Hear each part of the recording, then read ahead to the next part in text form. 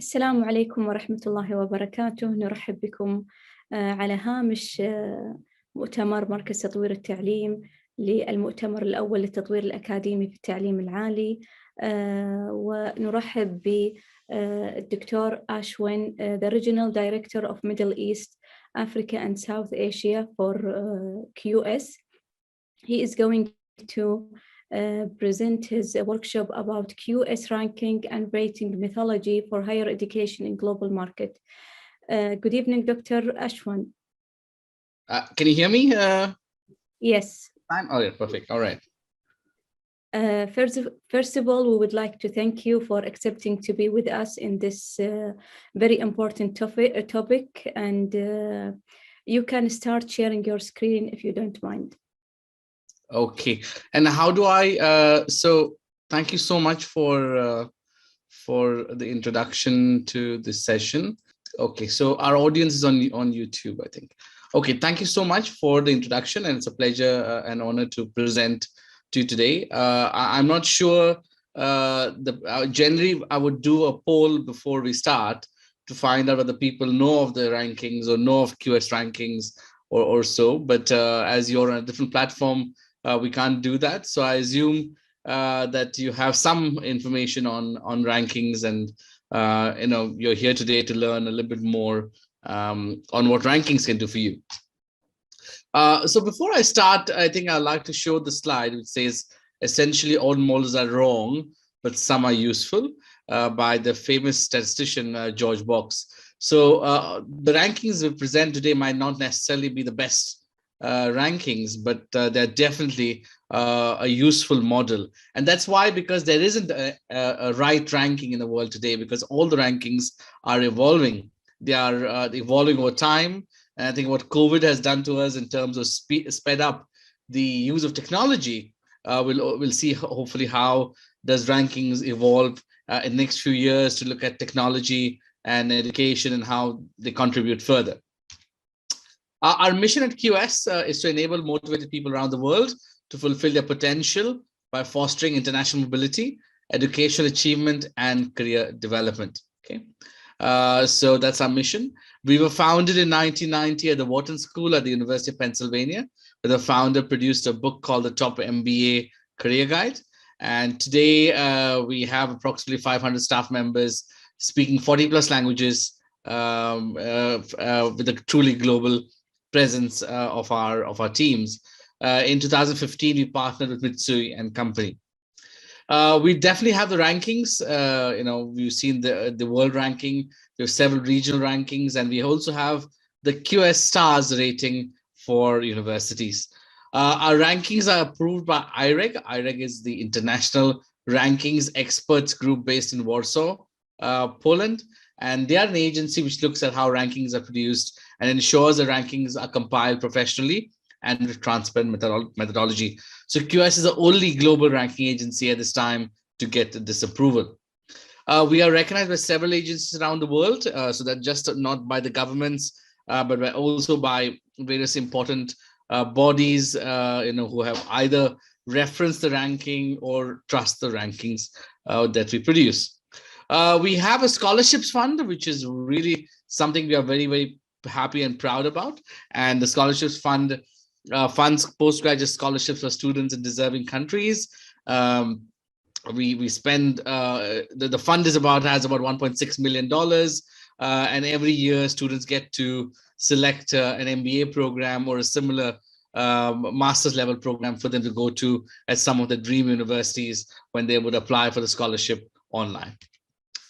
Our rankings are, earlier I mentioned, by different agencies using it in terms of different countries. Some of the top countries in the world in terms of the policy influence are using QS rankings for various purposes. And I know even in Kuwait, you've been using the QS rankings, especially the private higher education council, I suppose, right?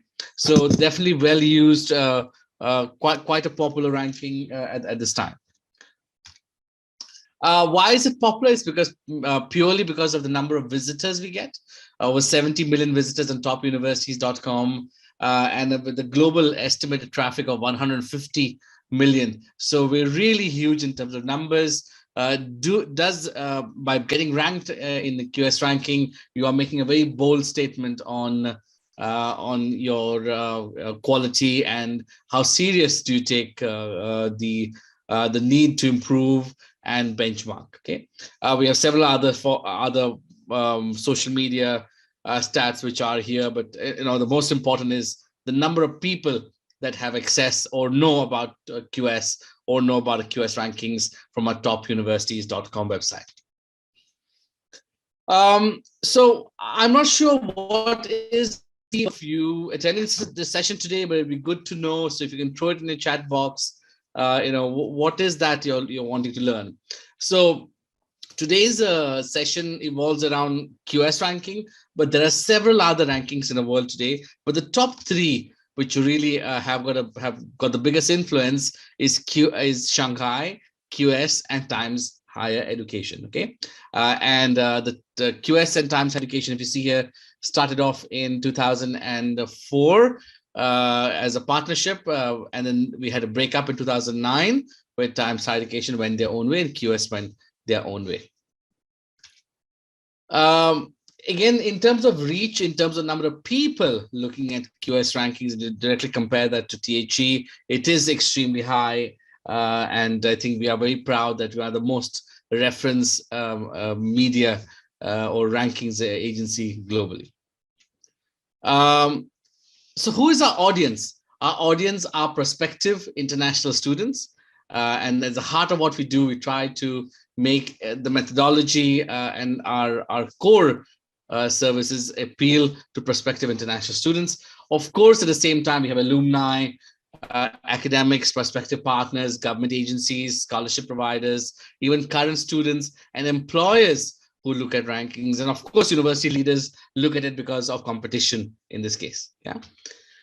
So what does QS do? And I think this is the biggest setback for anybody who believes they're the best. Because without the data, you're just another person with an opinion. So QS gives you the data, gives you the backup to go out and say, I am the best, and these are my credentials. You could be best in overall, you could be best teaching, you could be best in employability, whatever you're good at. QS is the data that kind of cements this opinion, basically. Okay.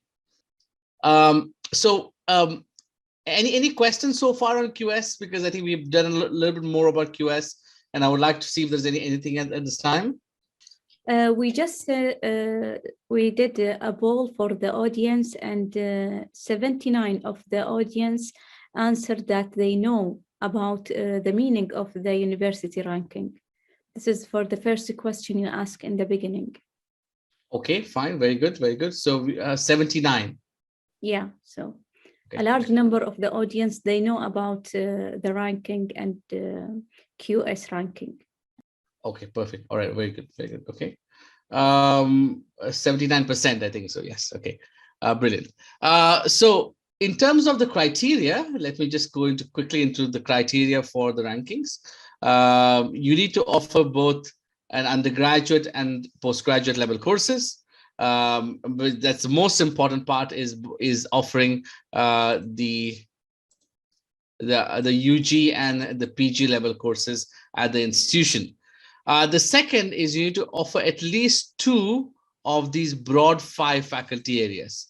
So you can't be a single faculty institution like a business school or so. You have to be you have to be at least 2 of these broad 5 faculty areas. So arts and humanities, engineering, technology, life sciences, and natural sciences, and social sciences and management. Okay.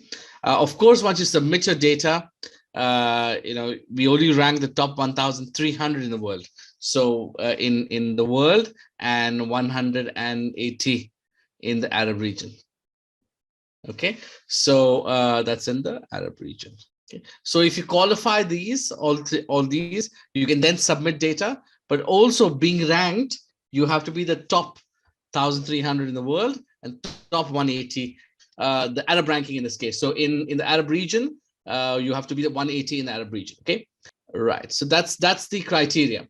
So the last edition of the world ranking was out in 2021. It was the edition was named the 2022 rankings, and it was out in June. Our Arab region ranking, which will be out, which it's out every year in October. Okay, October every year, and it is named the 2022 ranking. This year, it will be called the 2023 ranking, but it'll be out in June and October. All right. So that's a bit of a there's a bit of a change in how we look at the year of production of edition and the actual time it is released. Okay, so it's a 1 year. We release the edition 1 year ahead. All right. So that's with the numbering. So that's the right one here. So in the Arab world, June and October. So June is the world ranking, and the Arab ranking is in October. All right. So moving forward, I think I would like to. So we will first start with the Arab region ranking. The Arab region ranking comes out every year in October. The methodology of the Arab region ranking is academic reputation is 30%, employer reputation is 20%, faculty student ratio is 15%, web impact is 5%, papers per faculty 5%, citations per paper 5%, faculty with PhD 5%, international faculty 2.5%, international students 2.5%, and international research network 10%. So these are the indicators of the Arab region ranking. Okay, I'm not sure if some of you have noticed this methodology before, and if you have seen this methodology before. Honestly, I can't get feedback, so it's a bit weird to present without feedback. So I'm a bit lost in this case. So this is the methodology with the Arab region ranking we have here. So I will move ahead and I will just show you some things, and then we will take it forward. The institutional data, and I'll probably just present, and then we'll stop for questions at the end, assuming you can all hear me and so on. Institutional data involves just 4 components in the Arab region ranking. So we have 15% for faculty student ratio, 5% for faculty with PhD, 2.5% for international students, and 2.5% for international faculty. For this purpose, we are looking at something called the FTE, which is called the full-time equivalent. Now, full-time equivalent in many countries, there's a definition of what makes an FTE number. Either it is number of hours you teach, a number of credit hours you have, you're taking, or in terms of courses, or in terms of the contract you have.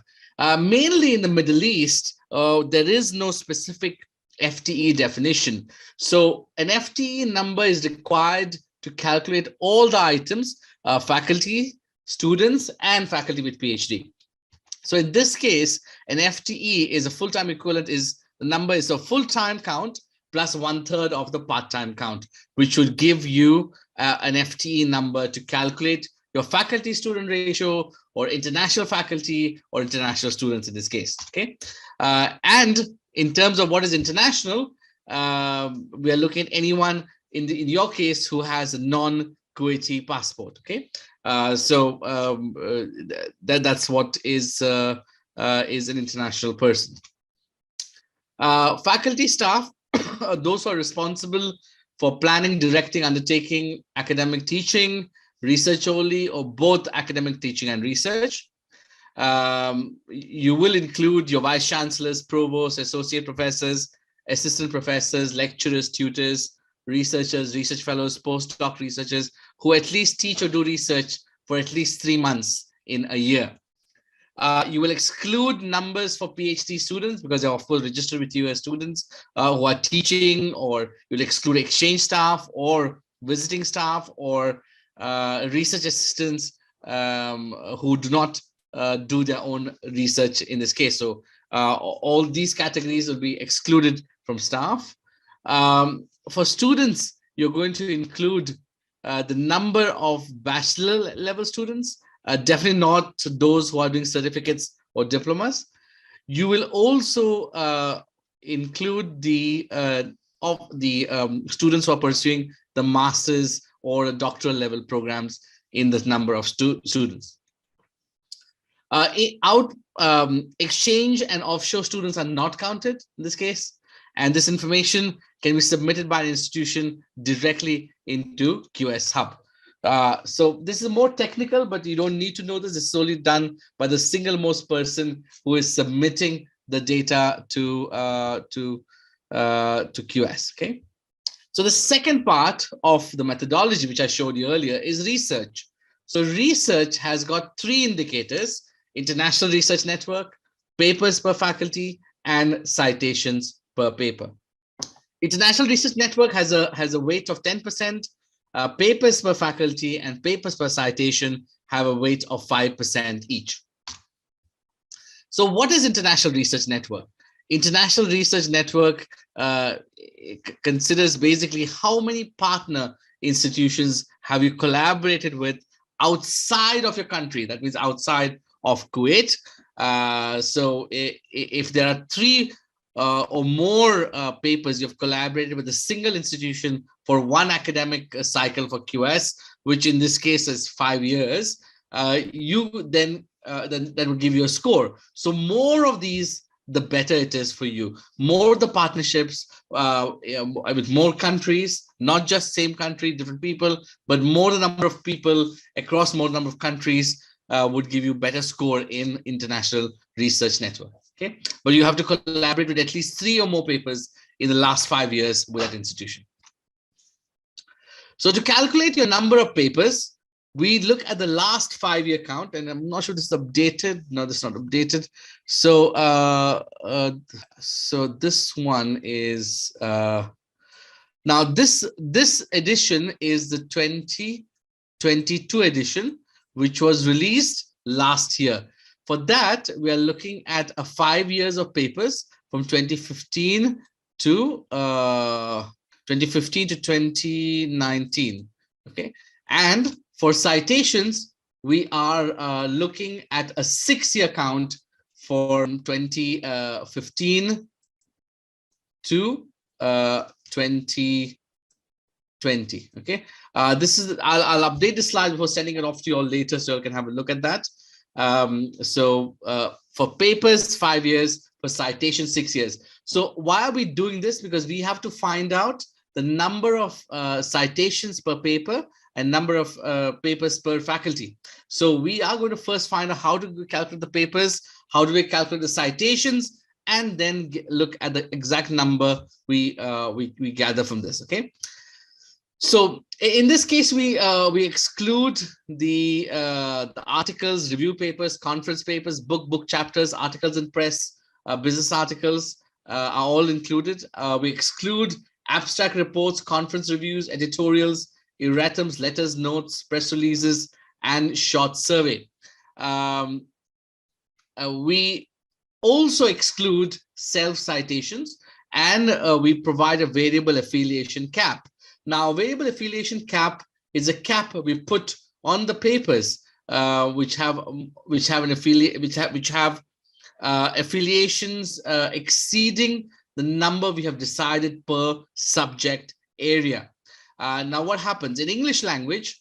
We have a cap of 4, and in terms of 4, that means 4 or more affiliations in this English language paper, in English language journals where you have a paper, would not be counted by QS for the rankings. And this goes on until dentistry, which has maybe 12, 20 for nursing, and 73 for physics and astronomy. So the number of affiliations increase as we move through the different number of subjects. Okay, and of course, this is just a technical thing for you all to understand that each subject we have a different affiliation cap, so that we either count it or don't count it if it exceeds it.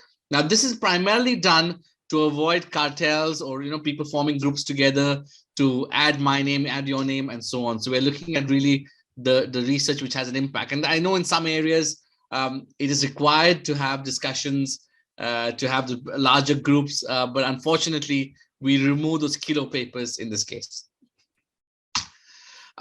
We also apply a variable faculty area normalization. So that means papers in arts and humanities generally will get weighed much more. Papers in engineering will get weighed slightly higher. Papers in medicine, life science and medicine, would actually be weighed down. Natural science remains the same. Social science get also weighed up a bit. Now, this is something called a level playing field we're trying to do, because medicine makes up for a large percentage of the number of papers and citations because of the nature of how soon you can publish. So we have this this faculty area normalization available for the rankings in this case.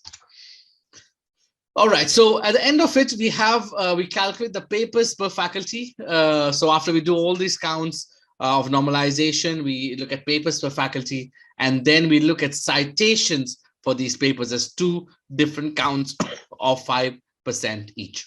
Okay. Then we have web data, which we use, and web data in this case is only one indicator, which is a web impact data here, which has a 5% weight. And this data directly comes from Webometrics. And in this case, we're looking at the first two indicators there, which is presence and visibility. Presence is the number of web pages you have, and visibility is number of external sites which link to you. So this has almost a 55% weight, and these are the only two indicators we use in the Arab region ranking. Okay. And finally, as part of the methodology, we have survey data. So survey data looks at these two very important indicators: academic reputation and employer reputation. Academic 30%, employer 20%. Now, the academic reputation is a global survey we conduct every year, asking employers or asking academics which are the top universities in their opinion. So it is basically academics around the world. So we had almost 130,000 academics last year. This number is from the year before. So there's a huge number of academics which are participating in a survey. In employers, we had also a good number, almost 55,000 employers which participated in the survey from around the world and voting for institutions in across the world as well. Okay. So in this case, each academic can vote for 10 domestic and 30 international institutions when they are filling up the survey. They cannot, of course, vote for their own institution. Okay. In this case, and how is the reputation collected? Definitely through the surveys, QS sends. We use previous year's respondents. We was partnered with World Scientific, MARDEV, academics in themselves sign up, and so on. Important to note is that 85% of the 85% of the vote, of one vote received, has got a much bigger weight for international. So if you are getting votes from outside of Kuwait, that it means that you are doing much better in academic reputation, because automatically the weight is increased by about 8.5 times for an international vote. For employers, the same thing. We ask employers which are the universities they would prefer to hire their graduates from. And in this case, the weight of international domestic has remained the same. And we had almost 55,000 respondents in the last year. Okay. Please, Doctor, I have a question. Sure, please. When you talk about academic reputations, what do you mean exactly, and how can you collect the data about it? Do you ask the faculty member for the same university you are doing the evaluation, or ask university from the other university in the same region? So we ask all, not universities, we ask academics, which are the institutions they believe as academics that they believe produce the best research. Okay, and that's why you've seen on one of the slides earlier is that people participate from around the world. Okay, and that's how they participate in the survey. So if an academic is based in Kuwait, they get the survey. Then we ask them what is their subject specialization, and if they answer the subject specialization, then they have to answer the question is in their subject specialization and in their country, which is the top universities. You can give up to 10 names, but that's it. Okay, and then we ask you internationally, like if not in your country, but in the region or wherever you said your expertise, which are the top 10 universities doing cutting edge in your research area. Then if they, of course, if they vote for you, you will get that vote as well. But an international vote you get has a 5 times more weight. Dr. Ashwin, can you allow me just to make a comment? Please. Thank you, Ashwin. This is great. I want to cross message regarding the reputation, which is very important part. We usually in our universities, either in Saudi or in Kuwait or in the Gulf area, one of the failing things we have really to have people to vote for us and to vote for us in the right time and the right people. Okay, my comment from experience, you have to work on it clearly regard what is the approach you're going to have it, and you have to make a strategic framework to work on this respondent of questionnaires or the survey, especially the reputation one. Thank you, Ashwin. Yeah, thank you so much, Dr. Ahmed, and great to hear the feedback as well, because it's good to see that. I mean, in terms of Kuwait University, I think there is so many areas of improvement which can be done, and we will discuss that as we move through this today. We can see these rankings through the lens of either a public, in this case, or through the lens of a university. Okay. Of course, if you see it through a lens of a university, you have to think of how you as a university can improve your university ranking.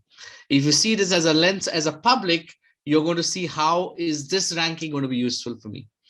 So either way today, I hope you'll be able to understand all the 10 indicators of the Arab region ranking and how they are going to support you later in your decision making. And also, if you are heading the institution, how is it going to help you benchmark yourself with others? That's really key, because you're going to benchmark yourself with everybody else who's in the ranking, because the ranking doesn't have a particular score that this should be your faculty student ratio. This should be your citations per paper. It is based on relativity. Okay, so so as an institution, so as a member yourself, as a person yourself, you can go in and of course, where was I think I missed slides.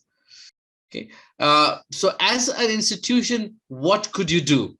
As an institution, you can submit every year up to 400 academic and employer contacts. As a person, you can go in and sign up for the survey directly. So you can make that change yourself. But if you're working for a university in ranking performance improvement, you can submit the list of 400 contacts to QS every year. In these contacts, you of course have to get their consent before sending them over. And you're not allowed to coach for a response. That means tell people to please vote for me. Okay. So that's for the Arab region ranking. I mean, any particular questions on the Arab region ranking, maybe from those who are watching us on YouTube? We're gonna send the question, make the poll for the audience, and I will send you okay. the result. Yeah. Okay. I have a lot of things, but it all depends on what questions you have. So let me see what the people in the online are asking at the moment. one of the things that was interesting in your presentation, Dr. Ashwin, about the percentage for different type of category that you are looking when you are rating the universities. For example, you focus more than on academic reputation, while very low percent for international faculty and international student. I think in Kuwait University, for example, we should know the effect for each type of category in your evaluation, and focusing more about the one which has more percentage. Yes. So going back to the methodology. So the methodology is I think because we're using it only for the Arab region, it has got, of course, different weights. It looks a bit simple, but it's all based on relativity. It's based on how many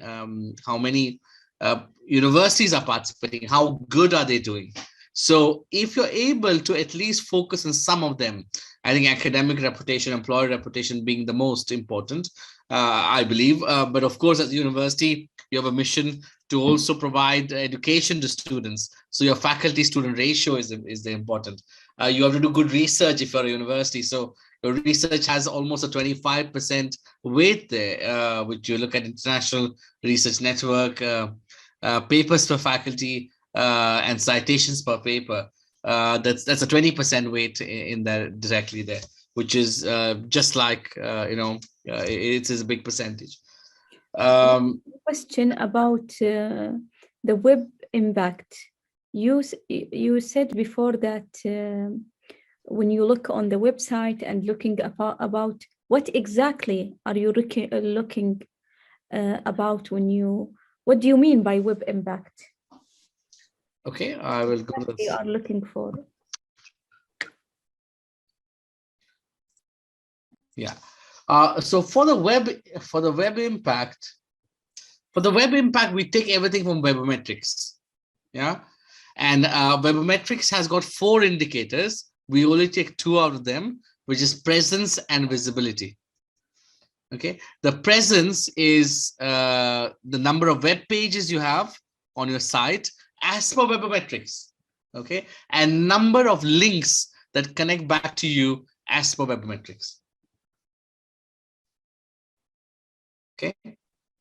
So that has a so you are looking for the website, exactly, not looking about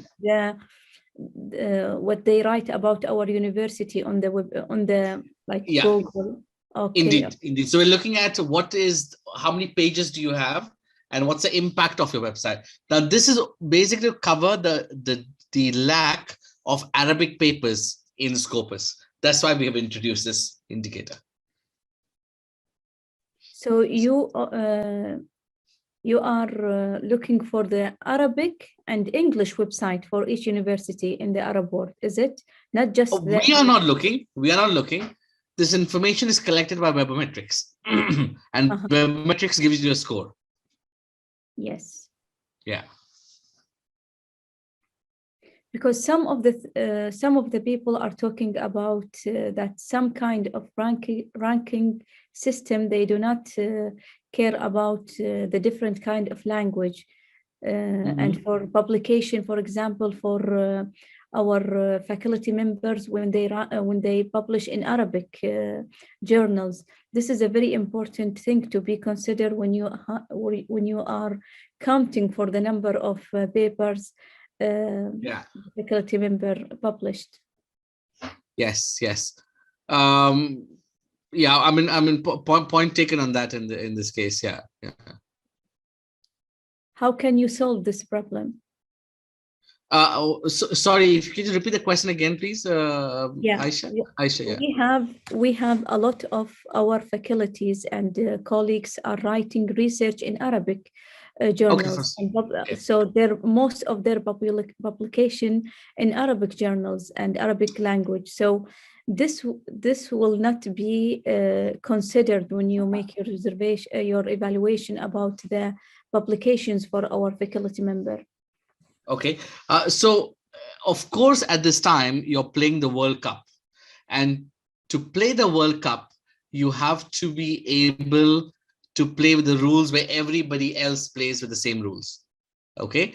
And in this case, the rules are, it should be in a central database called Scopus. Now, Scopus is an English language database, but also indexes journals in non-English as well. Okay, and they have Arabic, they have Chinese, they have other languages as well. So, but you have to meet the stringent quality control of Scopus in order to go there. So, if you are publishing Arabic journals, you have to push the Arabic journals to Scopus to get them indexed. Okay, there is no way out of this, because of course, if everybody said my language is different and I will produce them separately, then there's not going to be any quality control as a central piece, right? So the same happens to other languages as well. Of course, if there is no way out, then you at least put them on your website. So you'll get some benefit of that by you looking at least at the presence and visibility of metrics. Do you mind to help you in this little bit, Ashwin? Yes, please go ahead. Yes, just I want to clarify something which is about what Dr. Ashwin said. There is two things really you need everybody to take care of it, which is number one is the web, which is the 10%.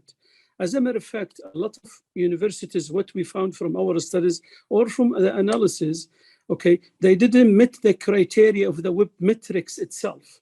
Okay, the web metrics, if you go their website, they have a criteria for it. And you can find yourself, where are you among the world? If you are 1,000 or 500 or whatever, okay? Web metrics is very important. Every university, they look at it carefully, because QS, as my friend Ashwin, Dr. Ashwin mentioned, they are picking up that big deal for Arab and world ranking, which is almost 10%.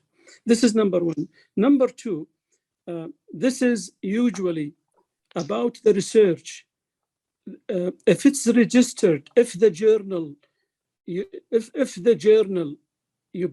published the article in it, it's in Elsevier, and counted there, and in their website and in their database, it will be recorded. Again, QS, from our experience with them, they are straightforward.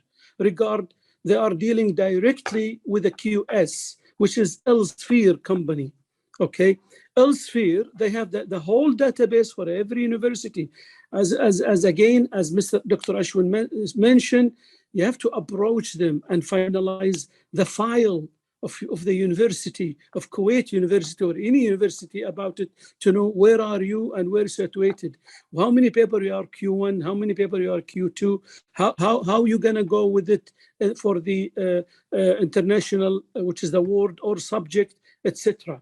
Okay, I mean, Elsevier, they are very helpful in this. Thank you, Ashwin. Yeah, thank you so much, Dr. Ahmed, for that. So as you can very clearly see, the web impact, all the sources of the ranking come from external sources.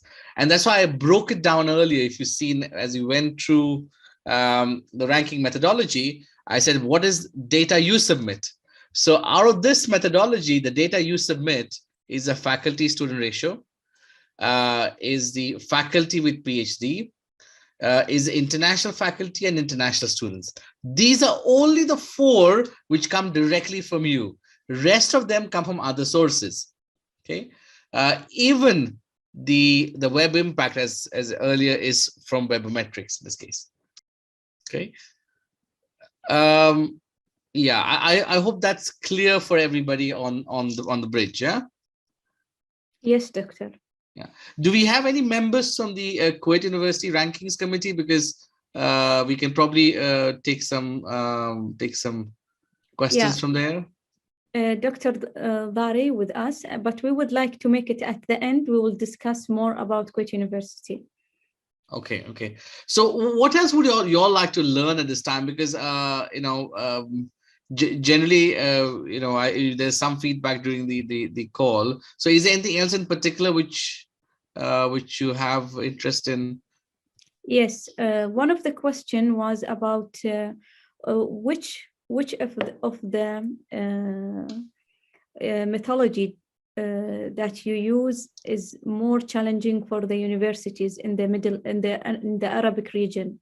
So where do you think that the more weaknesses on our region, in which exactly, which method? The universities are weak, especially in the Arab region. Yeah, I think the challenge in the methodology, as you can see here, there's a huge weight of 30% on academic reputation, and this is where institutions need to learn to be a bit more agile and self-promotional. They should be able to go out and talk about themselves to the world.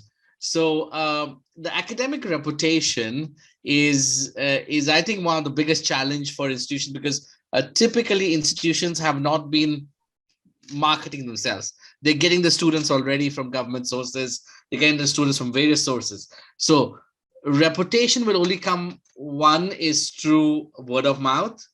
The second is through the great research you produce. Third is from the great alumni which go out there and create a big impression. So these three would be important for building good academic reputation. I think that's been one of the challenge. Employer reputation, on the other hand, is also a challenge in some places. And this is, again, a survey. Academic reputation and employer reputation are both surveys, and 130,000 in academic and almost 50 plus thousand in employers. Yeah. So people's awareness could be a bit of a lack of could be a challenge, I believe, at the same time. Yeah. Thank you. So if you allow me, I will go into the world ranking very quickly, and then we can get into a discussion with you all, because most of this information, I mean, there's very exciting information, and I hope you'll like it. Okay. So next we move into the world ranking. So the first, what I did for you was the Arab region ranking. And in the Arab region ranking, we looked at the region specific. So what is the Arab region? Arab region is, again, what you define as the region as per the Arab League. Okay. So we have all the 24 countries represented in the ranking. Of course, the same institutions can participate in the world ranking, but for the world, everybody can participate. And in that case, the competition gets much more tougher. Okay. So in the methodology, there are only 6 indicators for the world university ranking. You can see here that academic has got 40 and employers has got 10. The difference is in the Arab region, it is 30 and 20. In the world, academic reputation has got more weight of 40 and 30. Okay. The faculty student ratio here is slightly lower, 20%. And the citations per paper, the same we did earlier. Okay, we did a recalculation of numbers, but the citations per faculty is what we use here, which is 20% and is taken from Scopus directly. And what is the per faculty? Okay, per faculty in this case is the number of faculty you have reported to QS. Okay, and then divide the citations by number of faculty. The bigger the number, the better will be your score. Okay, and international faculty 5% and international students 5%. So it is exactly the one as before, but slightly different in terms of change. Okay. Yes, all right. It's clear. Yeah. Perfect. I want to show you some more slides, and then we can possibly. So these are the two methodologies, very clear, two methodologies which we have, okay?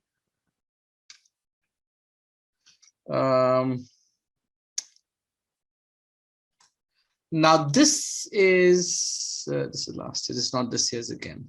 It's a slight difference in that. Okay, I'm just going to close this and get to another screen.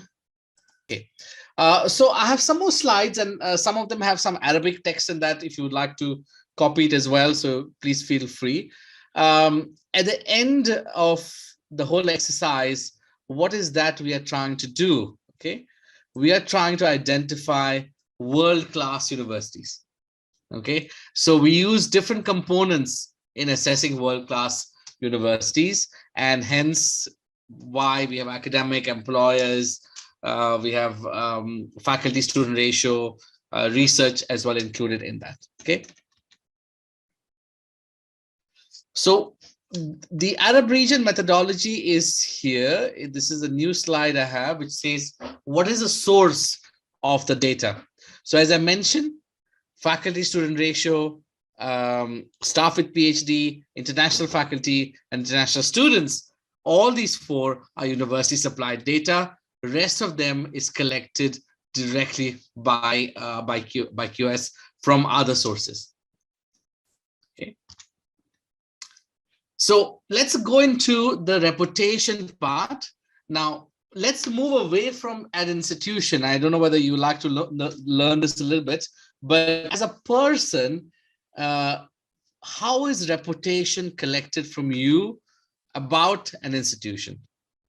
Okay, once you get the survey, you have to identify your subject area, most importantly, and then you can select up to 10 domestic universities, okay, and up to 30 international universities, which you believe are producing the best research in your subject area. Okay, so 10 domestic and 30 international. If you vote for international universities, that means it's a bonus for those universities. Or as a university, if you get international votes, it's a bonus for you. All right. With employers, though, it's exactly the same, but there is no weightage for domestic and international. It is just same for both. So an employer can vote for 10 domestic universities and 30 international universities. Okay, all right. Most of my slides are for the people interested in submitting data. Just a sec. Yeah. So this is the slide with the Arabic equivalent of what the world and the Arab region have. So you can take a screenshot of this if you like, for any reference purpose. This is like a ready reckoner of what are the different indicators and whether they're applied in the world or only in the Asian ranking.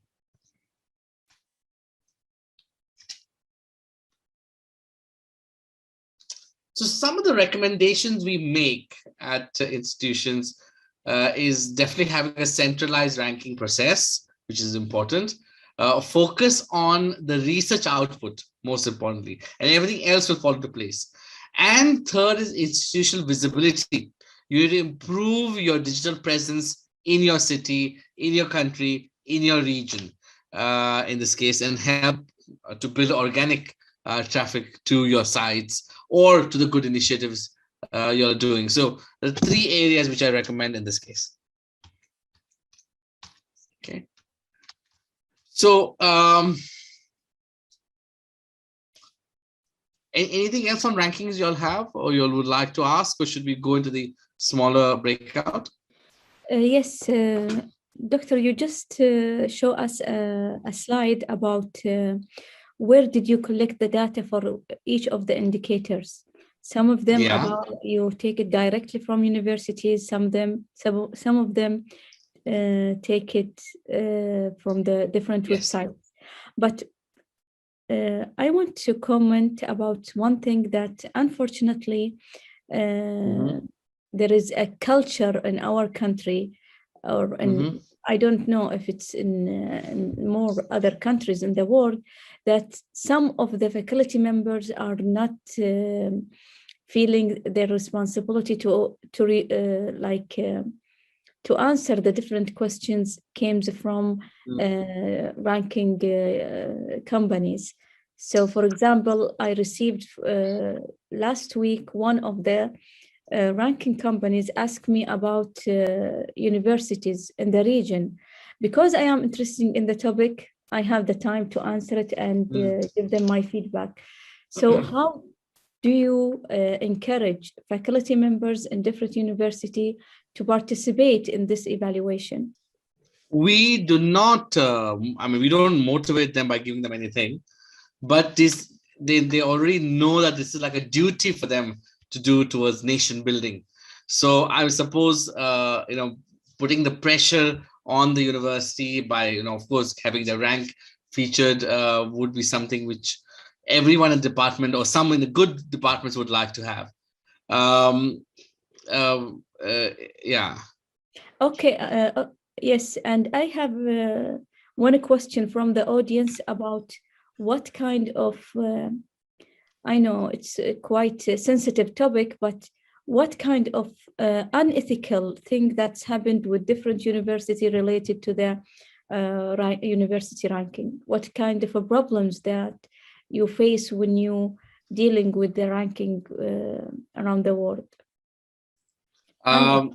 Because we heard last month, one of the university in United States, there was a false result. They send it to the ranking company. To QS? In USA. No, which ranking was that? No, I don't want to say the name of the company, if you don't. Okay. There are cases happening time and on again where people don't submit right data. There's the first time they will be warned, second time they'll be warned, and the third time we will then not publish them for that year. Or if it's severe, we'll not publish them. If it's one indicator, that indicator will be removed out and they will not be calculated on that. Yeah. But in my 10 years here, I've probably seen one incident that way, and it was probably due to a genuine mistake, I would say at this time what I felt. I don't think institutions are providing fictitious data because they have to self-submit that they are submitting this correctly with the declaration. Good, thank you. So we would like to end the live session for this workshop and start discussing more about Kuwait University. So would you like to add anything before we stop the live YouTube? For the general audience? Yeah, I think for me, I'm so used to doing interactive sessions, so the YouTube one was a bit difficult, I have to admit. But I hope that I've been able to share with you some things at least where you can reach out to me and we can, of course, work on a one-to-one session. Good. So if you don't mind, I would like to thank all the audience for being Sure. here with us on the first day of the conference. And tomorrow we are going to start the first session for the second day of the conference at 10 a.m. So see you tomorrow. شكرا جزيلا للحضور اللي كانوا معنا اليوم في المؤتمر في الجلسات الأولى للمؤتمر الدولي للتطوير الأكاديمي. ونلتقي معكم بإذن الله غدا في الجلسة الأولى للمؤتمر في اليوم الثاني في تمام الساعة 10 صباحا. شكرا جزيلا ونلقاكم على خير.